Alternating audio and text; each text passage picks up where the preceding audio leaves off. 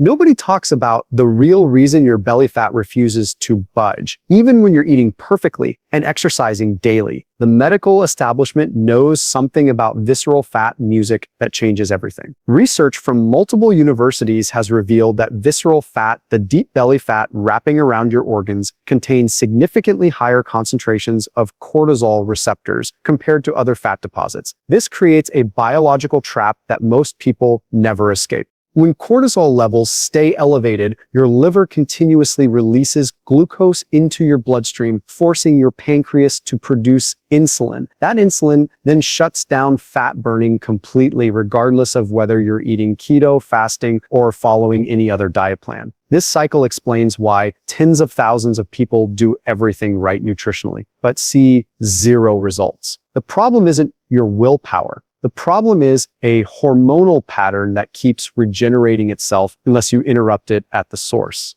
The research I'm sharing comes from peer-reviewed studies. Scientists at institutions worldwide have documented these mechanisms. A study from the Journal of Clinical Endocrinology and Metabolism confirmed that visceral adipose tissue has music-increased cortisol receptor density compared to subcutaneous fat. Research published in Diabetes Care demonstrated the connection between cortisol, glucose metabolism, and insulin resistance.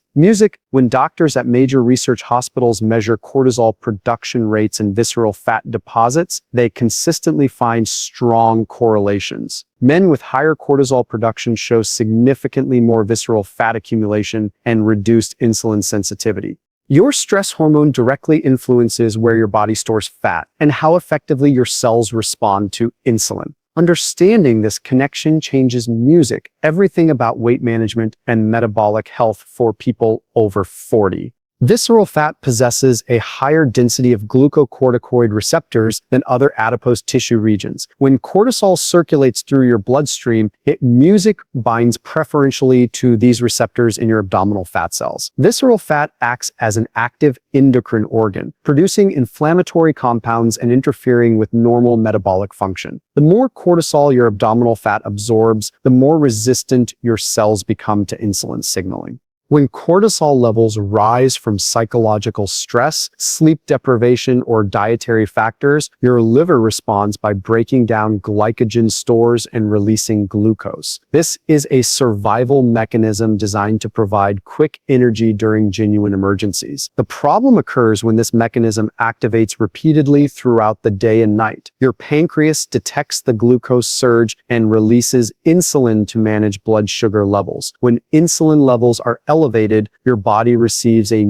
clear signal: stop burning fat for fuel. Fat oxidation shuts down completely. Even if you're eating in a calorie deficit and exercising daily, high cortisol drives glucose release, which triggers insulin, which blocks fat burning. First trap number, 1, midnight cortisol surge. During sleep, your body should be repairing tissues and burning fat for energy. For millions of people, something different happens between 1 a.m. and 4 a.m. As blood glucose drops during the night, your brain monitors these levels. When glucose falls below a certain threshold, your hypothalamus interprets this as a threat. Your adrenal glands respond by releasing cortisol to stimulate glucose production. This cortisol surge does 3 things. First, it wakes you up, often suddenly with your heart beating faster. Second, it signals your liver to convert stored glycogen to glucose and release it into your bloodstream. Third, this glucose spike triggers insulin secretion. Research published in Diabetes Care found that these nighttime glucose fluctuations significantly impair insulin sensitivity and reduce overnight fat oxidation. When you wake up feeling puffy, bloated, and craving carbohydrates, you're experiencing the after effects of this midnight hormonal cascade. Many people attribute these symptoms to the food they ate for dinner, when the actual culprit is the cortisol-driven glucose dump occurring during sleep. Next, trap number 2, Excessive cardio, long-duration cardiovascular exercise, jogging for 45 minutes, running music, 5K distances, multiple times weekly, extended treadmill sessions, elevates cortisol levels significantly and keeps them elevated for hours after you finish. Studies published in the European Journal of Applied Physiology demonstrate that prolonged aerobic exercise increases cortisol production, breaks down muscle tissue, reduces metabolic rate over time, increases hunger hormones, and disrupts glucose-insulin music dynamics. The irony becomes clear when you see people doing extensive cardio specifically to lose belly fat, yet their midsection grows larger over time. The exercise itself triggers the hormonal pattern that stores more visceral fat. Walking differs completely. Research shows that walking at a moderate pace supports healthy cortisol regulation, enhances insulin sensitivity, and promotes fat oxidation without triggering stress responses. Walking after meals proves particularly effective, with studies showing it reduces postprandial glucose significantly. Short, intense movements like sprinting music create a different hormonal response. Brief, high-intensity efforts stimulate growth hormone production, a powerful fat-burning and muscle-building hormone, while avoiding prolonged cortisol elevation. The key distinction is duration and intensity, short and intense music versus long and moderate. Next, trap number 3, overfasting without recovery. Intermittent fasting offers significant metabolic benefits when implemented correctly. Research confirms that time-restricted eating improves insulin sensitivity, activates music cellular cleaning processes called autophagy, and supports healthy aging. The problem emerges when people combine extended fasting with intense exercise and insufficient recovery time. Both fasting and exercise are hormetic stressors, beneficial when applied strategically. When combined excessively, they create chronic stress that elevates cortisol beyond beneficial ranges. When cortisol rises too high, your liver releases glucose even though you haven't consumed any food. This glucose triggers insulin secretion, which blocks fat oxidation. You believe you're in a fasted, fat-burning state, but your hormones tell a different story. Your body is burning glucose released by stress hormones, music, rather than stored body fat. This explains why some people practice rigorous intermittent fasting yet see minimal fat loss. Their cortisol levels are driving glucose production and insulin secretion that counteract the fasting benefits. The solution isn't abandoning fasting. The solution is balancing fasting duration with adequate protein intake, sufficient recovery time, and appropriate exercise intensity. Music, your body needs windows of rebuilding to counterbalance the catabolic stress of fasting and training. Now let's see solution number 1, evening eating cutoff. Research from the Salk Institute demonstrates music that insulin sensitivity decreases significantly after sunset. When you eat late in the evening, your body requires substantially more insulin to process the same food compared to earlier in the day. Elevated insulin at night suppresses growth hormone production. Growth hormone is released during deep sleep, music, and serves as one of your body's most powerful fat-burning signals. When insulin remains high during sleep, growth hormone release is blunted, reducing overnight fat oxidation and tissue music repair.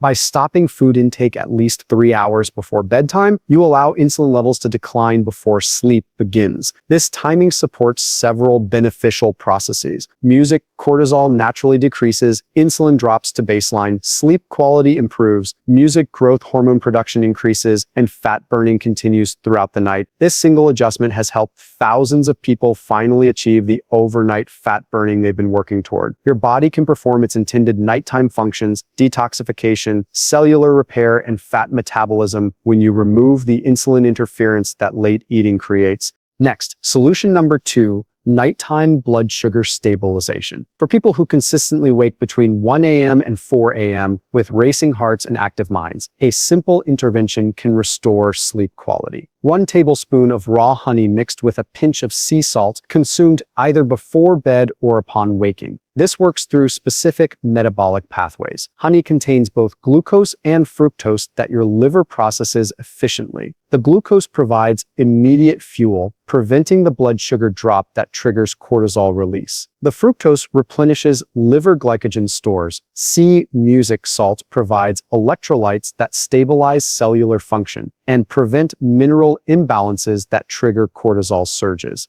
These components give your brain adequate fuel throughout the night without triggering the alarm response that releases cortisol. Your cortisol stays low, your insulin stays low, and you remain asleep while fat burning continues. This intervention temporarily affects your fasting window slightly, but quality sleep is more important than a perfect fast. As your cortisol patterns improve over time, you'll likely find you no longer need this intervention. Music, for now. Prioritizing sleep restoration takes precedence.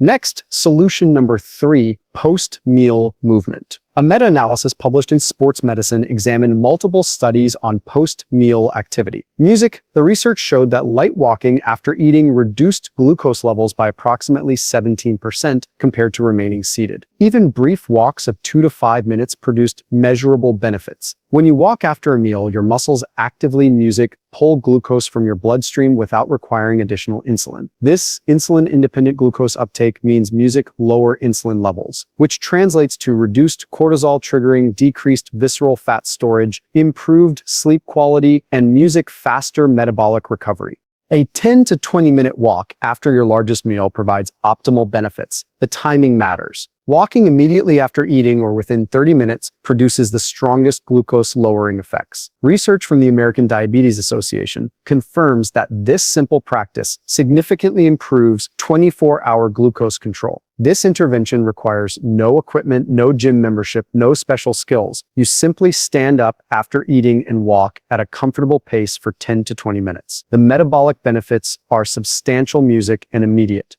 Next, solution number 4, protein targets and strategic fasting. Adequate protein intake during your eating window ensures your body maintains muscle mass, supports metabolic function, and produces amino acids needed for physiological processes. Research music indicates aiming for approximately 1 gram of protein per pound of your ideal body weight, not your current weight, but your target weight. If your goal weight is 140 pounds, consume roughly 140 grams of protein daily during your eating window. Music, as long as you're meeting this protein requirement, continue your fasting practice. Music, if your eating window is too short to consume adequate protein, consider adjusting your fasting schedule. Once you're consistently hitting protein targets, incorporate music 1 24-hour fast weekly. Research shows that occasional extended music fasts activate autophagy, your body's cellular recycling program, boost growth hormone production, improve liver function, and enhance insulin sensitivity.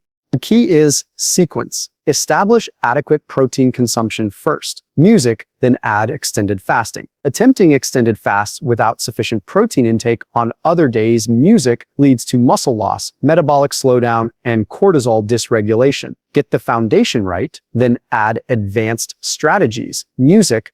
Next, solution number 5, sprint intervals. Brief, high-intensity efforts produce dramatically different hormonal responses compared to long, steady cardio. Research shows that 30-second maximal sprints music significantly elevate growth hormone levels for several hours after exercise. Growth hormone serves as cortisol's natural counterbalance. Where chronic cortisol elevation breaks down tissues and stores fat, growth hormone builds lean tissue and mobilizes fat stores. Sprint-type exercise stimulates growth hormone without music, the prolonged cortisol elevation that long-duration cardio produces. The practical application is simple. Perform 1 or 2 rounds of 20-second maximum intensity efforts twice weekly. This could be sprinting, music, cycling at maximum resistance, or even fast walking up a steep hill if you're starting from a deconditioned state. The effort should feel genuinely difficult. You should be breathing hard and unable to maintain that pace beyond 20 seconds. Rest completely for several minutes before attempting a second round.